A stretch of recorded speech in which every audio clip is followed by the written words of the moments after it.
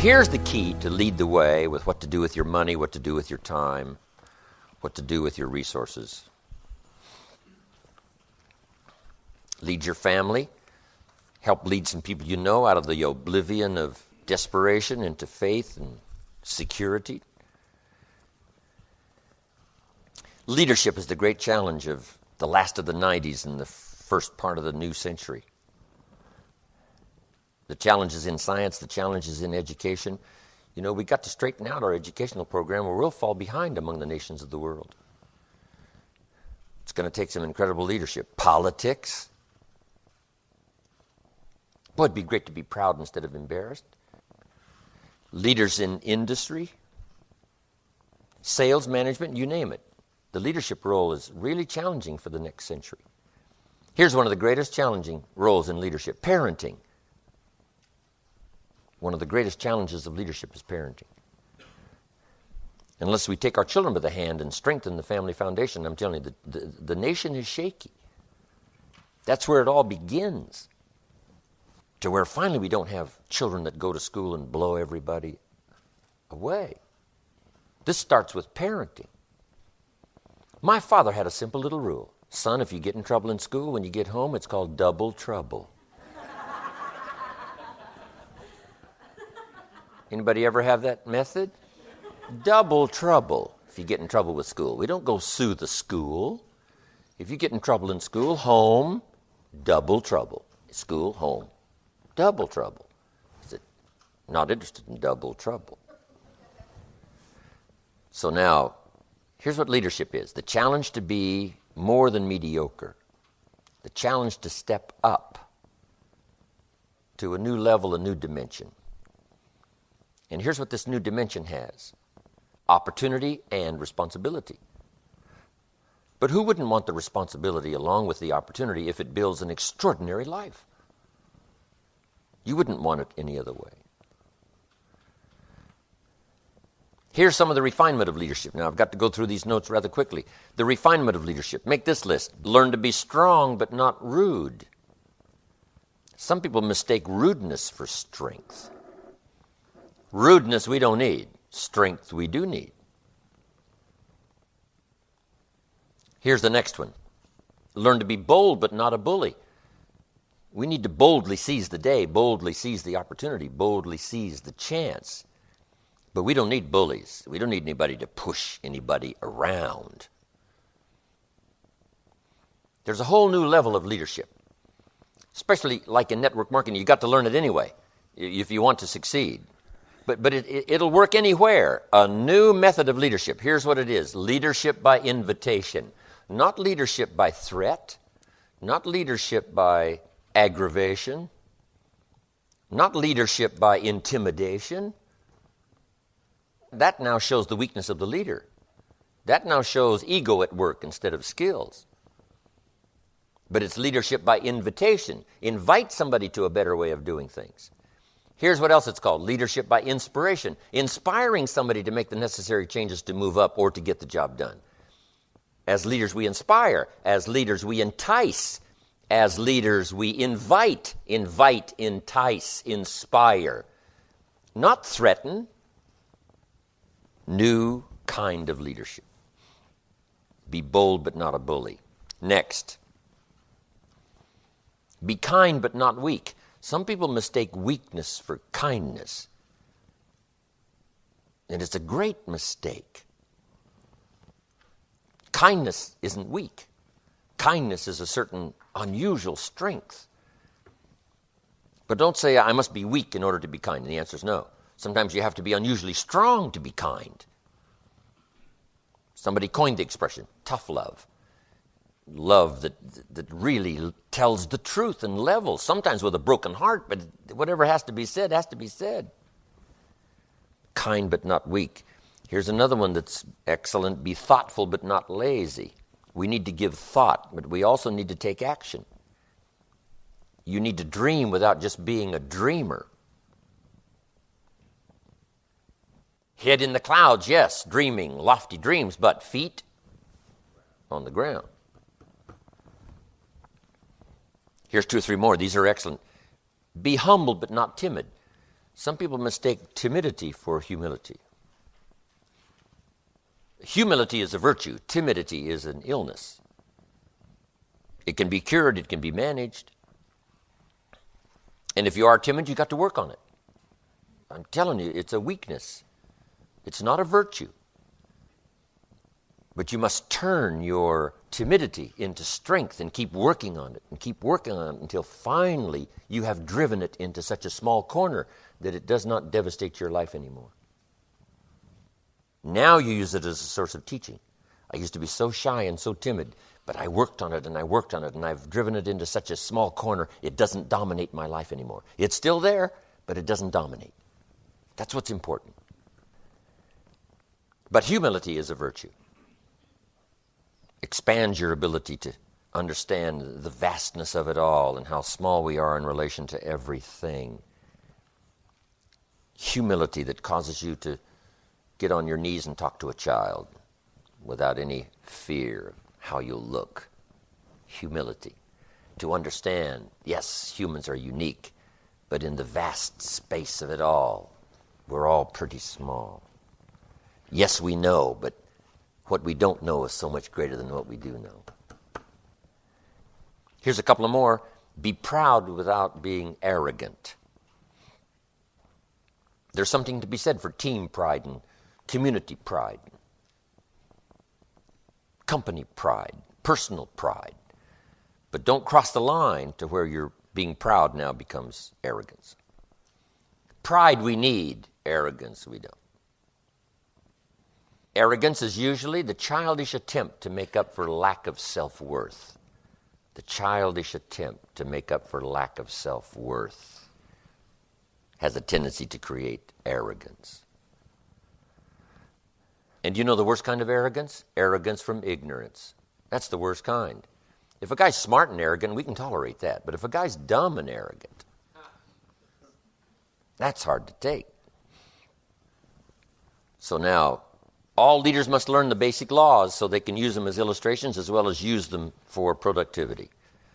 Here's the first of the basic laws. Whatever you sow, you reap. Now here's another way to put it on the positive side. In order to reap, what? You must sow. Reaping is reserved for those who sow, who plant. To deserve the harvest, you must plant the seed, take care of it in the summer. Carefully harvest it and then do wise things with the harvest.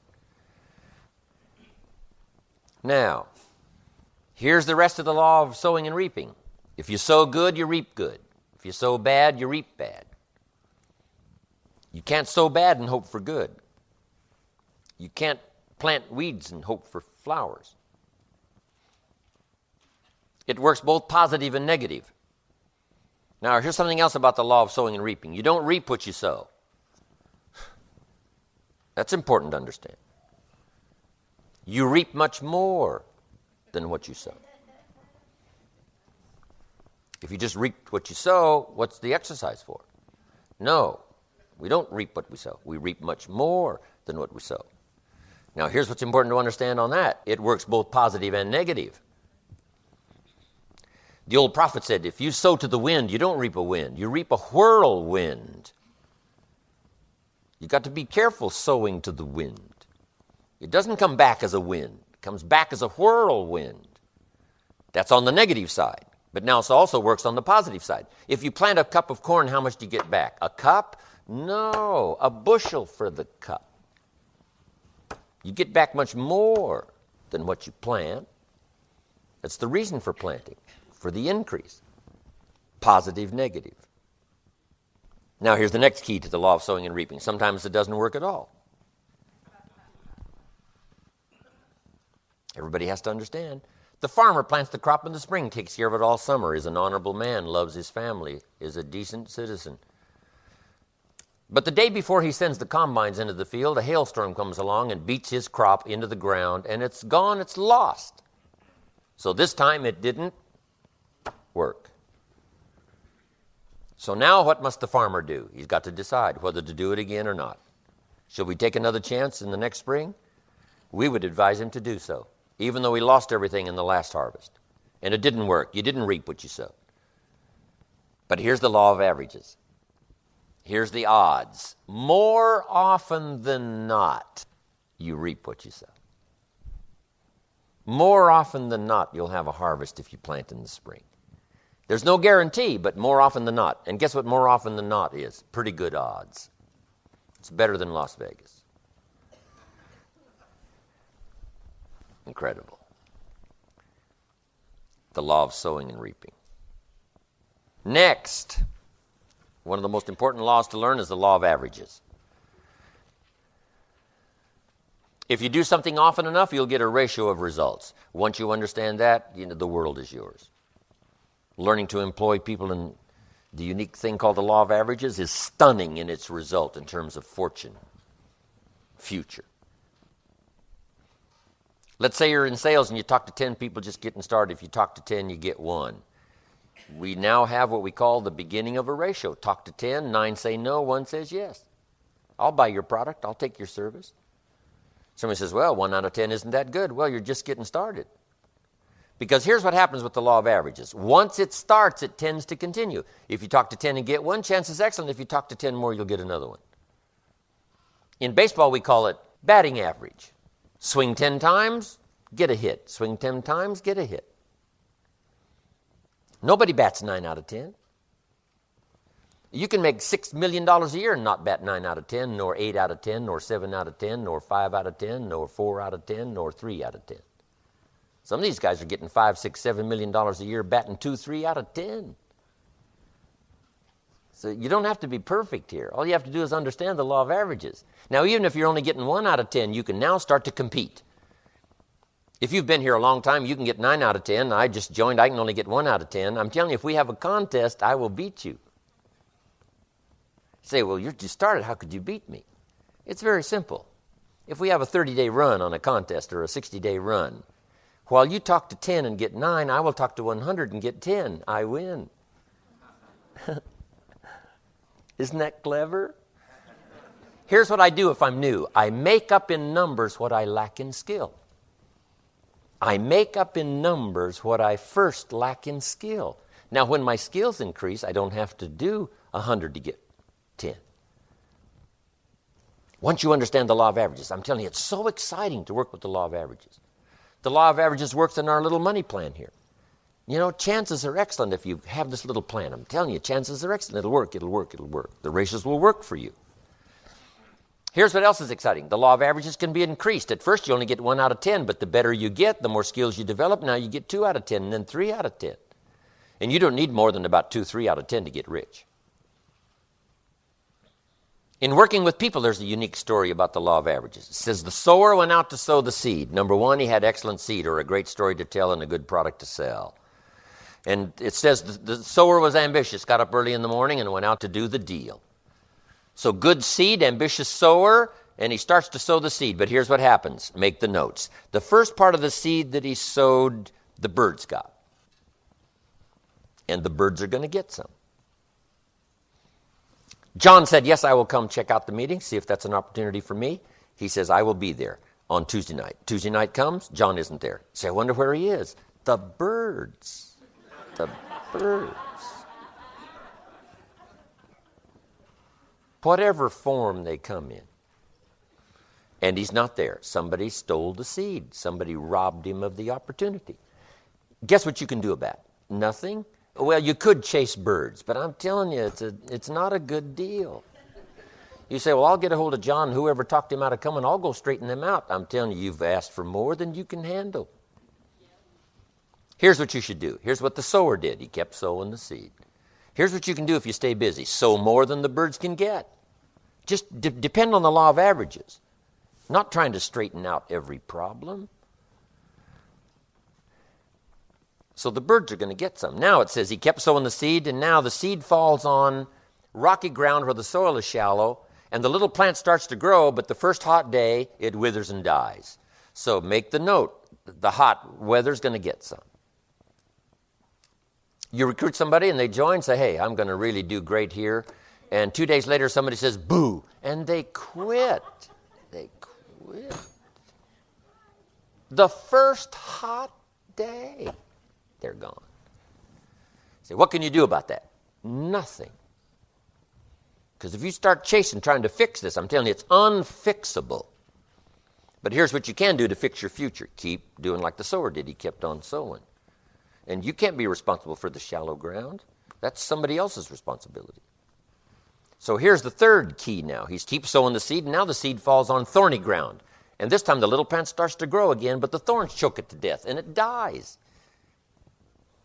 So make the note, the thorns are going to get some. Here's what it called the thorns in this little story. The cares of life, little duties, little distractions. I said, John, we had a meeting last night. How come you weren't here? John says, well, I can't make every meeting. I said, why not? He said, well, the screen door came off the hinges. You just can't let your house fall apart. You got to take time and fix. I can hear the thorns go, ah.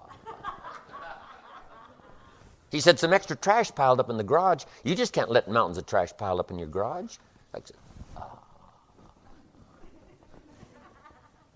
What can I do about that? Nothing. People let little things cheat them out of big opportunities. And sometimes it's a little heartbreaking to watch them. Especially if it's somebody you care about. But there are some things, remember, you can't straighten out. You just got to depend on something else for your fortune and your future. But now let's go to the rest of the story. Here's what it says. Finally, the sower keeps sowing the seed. Now it falls on good ground. Underline this, good ground. And it always will. If you keep sharing a good idea, it will someday fall on good ground. Productive ground, receptive ground, decision-making ground. Now, it was interesting, though, about the ground. Here's what it said about the ground. Some of this good ground now produced 30%, some produced 60%, and some produced 100%. What's that called? The law of averages. Everybody's not going to do the same. Everybody doesn't have the same ambitions. And you can't straighten this out now. You just have to take it like it comes. It's like the seasons. You can't rearrange them and say, I'll take 2 springs, 3 summers. No. You got to take them like they flow. Okay. But now how do you get 100%ers?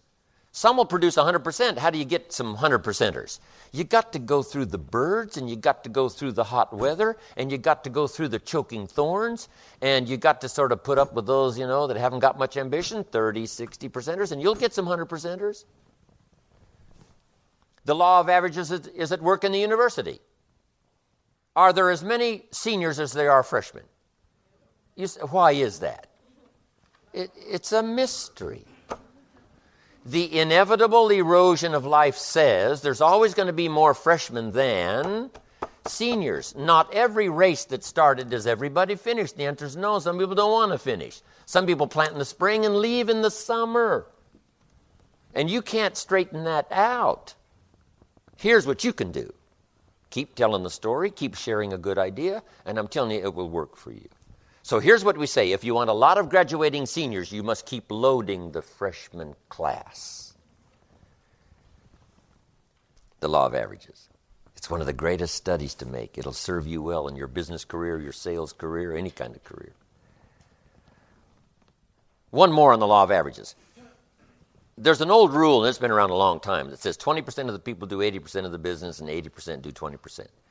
And this is something you don't try to change or rearrange. It's part of the deal.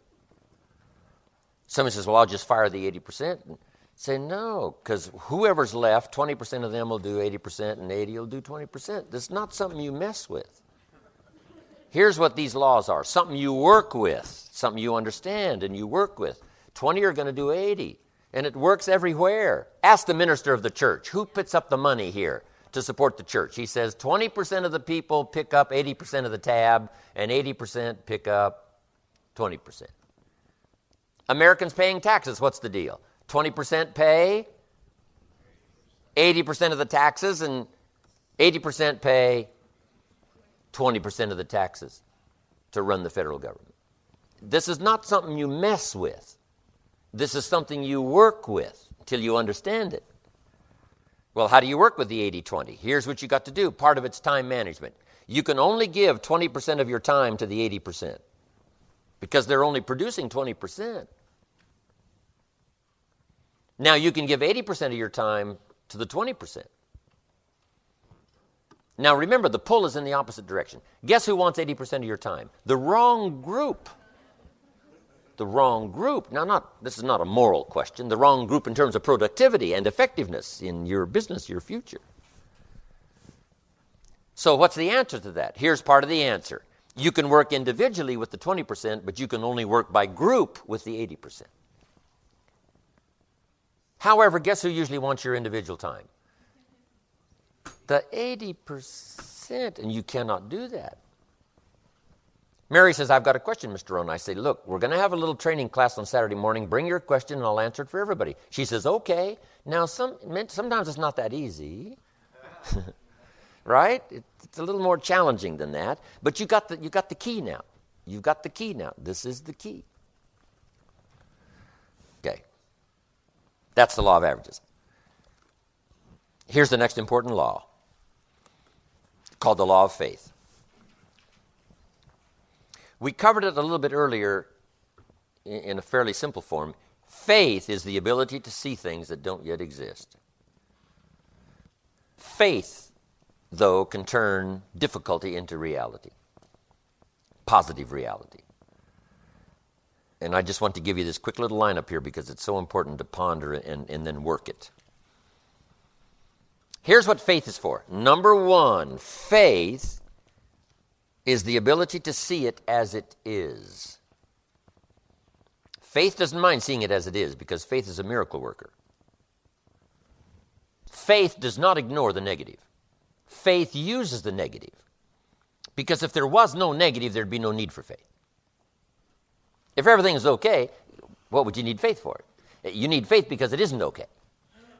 Now, what isn't okay? Who knows? The situation that isn't okay. So here's what faith does. Number one, faith does not ignore the negative because faith now stands as the miracle worker if you let it work.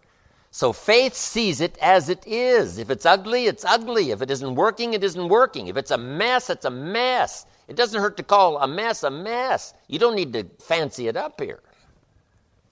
If it's broke, it's broke.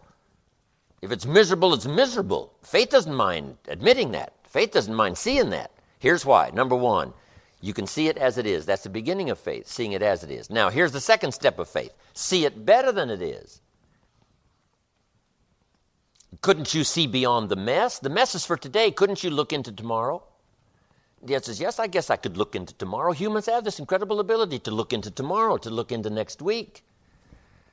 So we not only have the ability to see it as it is, the beginning of faith, but to see it better than it is.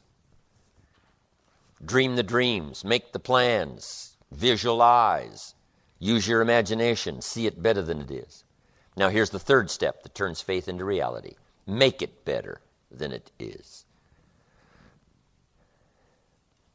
Faith now must be invested in the muscle. But if you invest faith now in the action, you can take any situation and make it better than it is. Next, in the beginning of faith, seeing it as it is. Don't see it worse than it is. Don't blow it out of proportion. Some people have this tendency to blow it all out of proportion and say, well, it can't be that bad. If it's this bad, that's how bad it is. You don't need to multiply how bad it is by 10. That's not necessary here. Just as it is, that's the deal, as it is. Don't see it worse than it is. Now here's the next unique key to faith. Don't see it for more than it can become. There's a thin line between faith and folly. Yes, it's possible to see yourself as a millionaire, but not overnight. Somebody says, well, yes, I can see that. Don't see it for more than it can become in a reasonable period of time. Yes, if it dropped out of the sky overnight, but that's not likely. But it's still possible to be a millionaire. It's still possible to be rich and wealthy, given a certain amount of time working with the law of averages and all the rest of the stuff we've talked about today. So don't see it for more than it can become so that you move into folly instead of faith. Plenty is possible without being foolish in your faith exercise. But now here's two more cautions. Number one, it might be worse than you first see it. You better look underneath. Because sometimes you just look at the surface. You better take a look. so that you can really see it as bad as it is. Not to overblow it now, but to make sure you see it as bad as it really is. Now here's the next one. Give yourself a chance to understand that it could be far more in the future than what you can first see. By faith, here's all you can see. Guess what the disciples were always saying? Increase our faith, increase our faith. The miracles that we see here gives us a certain amount of faith, but it looks like we need some more, we need some more. But you take the first step. Take the first step of what you can see. But give yourself a chance to be able to see it for more than what you first see it. On a foggy night, if all you can see is 100 feet, here's what you do. Walk that first 100 feet, now you can see another 100 feet. You can't see the 200 feet. But if you can see 100 feet, you walk the first 100 feet, now you can see another 100 feet.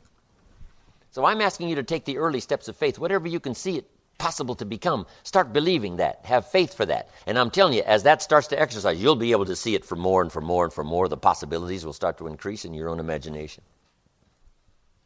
Now make these notes. In leadership working with people, make these notes. Learn to work with the people who deserve it, not the people who need it. Because life operates by deserve. We studied that yesterday. Shouldn't the welfare people have said to Mary, Mary, look, you know, I know you need the $400, but from now on, when I come back here with the check for $400, here's a bucket of paint and a brush, this little fence around here, and the posts on the door have got to be painted. She says, okay. Now, this little bit of paint's not worth $400, but it's a step to begin the process of what? Deserving it instead of just needing it. And you can start walking people away from need to deserve. Just let them take the early steps. Next time she comes and says, now, Mary, if this is done and the weeds are pulled and all this stuff is done and the painting is done and the weeds are done, and then you get the next 400. And now she's starting to walk out. She starts to feel better because she's beginning to deserve it, not just need it. Wow. Isn't that big time philosophy? That's it. Teaching people how to deserve it. Work with the people who deserve it. You say, Mary, if you take this step, I take 2 steps. And then if you take 2 more, I take 4 more. But if you don't take the first one, I don't step. You step, I step. Right? You call, I call. You try, I try. You move, I move. Teaching people how to deserve it. It starts to accelerate self-esteem. You can't believe what a high the beginning of new self-esteem is. If a person hasn't had it for years and years and they've been beat down by their own philosophy and they've been beat down by everybody else. If you start them on the early steps that starts this process of self-esteem, the early self-esteem is even more valuable than the fortune because it comes at a necessary time. Leading people step by step into self-esteem, and self-esteem leads to action, action leads to progress, progress leads to fortune. What else do you want? So work with the people who deserve it. Now here's the next key. Show people how to deserve your time, how to deserve your help. Next, don't expect the pear tree to bear apples. Let people do whatever they can do.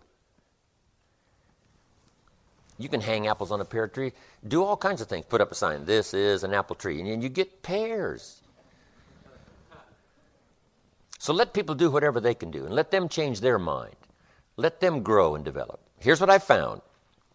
You cannot change people, but they can change themselves. The best you can do is inspire and hope, teach and hope. Teach and pray and hope, and teach and pray and inspire and pray and hope. That's the best you can do. You can't get in there and change, but you can do your best to deliver the message that can create change if someone will accept it, if someone will do something about it. Take the early baby steps to get started. And be happy with the smallest progress and give some rewards and pat on the back and a big smile and say, Mary, it's going to work for you. You've taken these 2 steps. I'm telling you, if you can take 2 steps, you could take 102. Wow. Next, all leaders must teach the fact that there is both good and evil.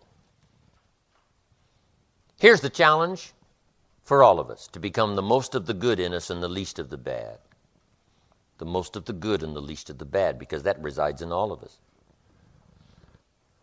That's the beginning we talked about the other day of civilization, becoming the most of the good and the least of the bad. But we must remember there is both good and evil. Remember the story about the frog and the scorpion? The frog and the scorpion appear on the bank of the river. At the same time, the frog's about to jump in, swim to the other side. Scorpion sees what's about to happen, engages the frog in conversation, and says, Mr. Frog, I'm a scorpion and I can't swim. Would you be so kind to let me hop on your back? You swim across the river, just deposit me on the other side. I'd be grateful. Frog looks at the scorpion and says, no way. Scorpions sting frogs and kill them. I'd get out there halfway, you'd sting me and I'd drown. Scorpion said, Mr. Frog, with your frog brain, you're not thinking. If I stung you out there halfway, you'd drown and I'd drown. I'm not interested in committing suicide. I just want to get to the other side. Please do me the favor. Frog says, okay, that makes sense. Hop on. Scorpion hops on the frog's back. The frog starts across the river. Sure enough, halfway across the river, the scorpion stings the frog. They're now both in the water, about to go down for the third time.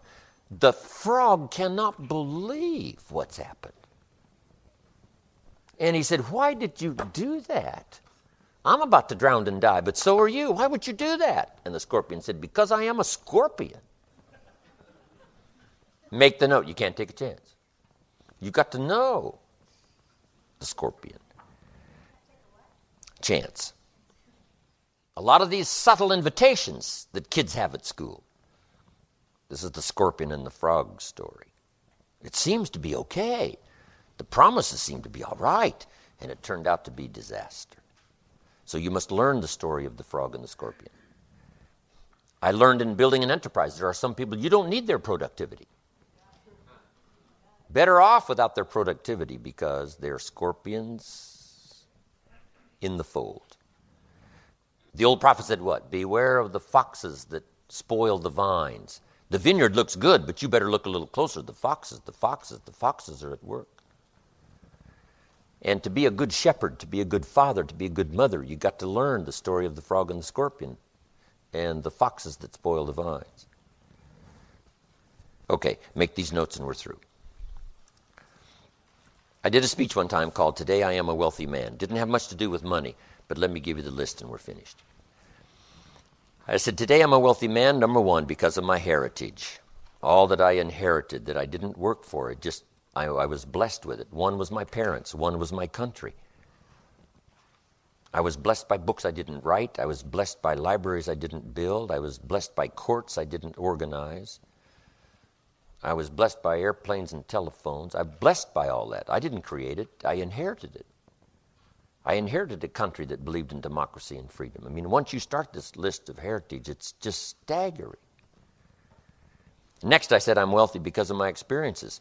We even use the expression, he has a wealth of experience. Experience is wealth. It's commodity, it's coin, it's currency. And if you'll use your experience, it's fortune making. Next, I said I'm wealthy because of my friends. Friends make you rich because of their support system. I just lost a friend, David, at 53. He was the friend I used to talk about. If I was stuck in some foreign jail, accused unduly, I would call David. Why? He would come and get me. That's a friend, right? No questions asked. Just come and get you. That's a friend. Now, we've all got casual friends who would say, hey, if you get back, call me. and we'll get together. But we need those too. We need them all. Next, I said I'm wealthy because of my knowledge. Those that have passed their knowledge on to me has made me rich beyond belief. Here's what I asked for one time, a long time ago, unusual awareness. I want to be sensitive to what's happening, unusual awareness. Not only the gift of knowledge, but what's happening, what's going on, so that I can use my knowledge to the best of my ability. I only asked of my daughters 2 things. That's all. My daughters, I only asked 2 things. Here are those 2 things. Number 1, the highest respect for all life. Number 2, unusual kindness. That's all I ask. The highest respect for all life and unusual kindness. That'll take you anywhere. Next, I'm a wealthy man because of my future. I have the pledge of goods and services of people you wouldn't believe doing business around the world. Mega billions. You can imagine the extraordinary life I live. It's unbelievable. And the pledge of goods and services, the pledge of help and assistance, the pledge of camaraderie, the pledge of whatever. See, Mr. Rohn, what else would you like to do? We'll just go do it. You know, you want to Build your own country, we'll do that. I mean, whatever you want, we'll just go do. Can you imagine what that feels like? Whatever you want to do, there's plenty of resources all around the world to just go do it. That is so staggering. It's just unbelievable for me. Next, I want to leave you with this little challenge. Number 1, let others lead small lives, but not you.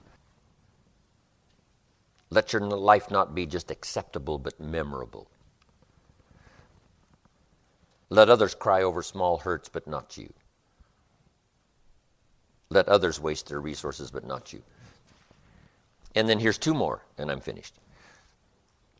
Learn to help people with their lives, not just their jobs. We need to teach job skills, yes. But if you'll also teach life skills, weave it all into the teaching of job skills. Teach your children job skills, but then teach them life skills. And here's the last, my challenge for you. It comes from the old prophet. Here's what he said.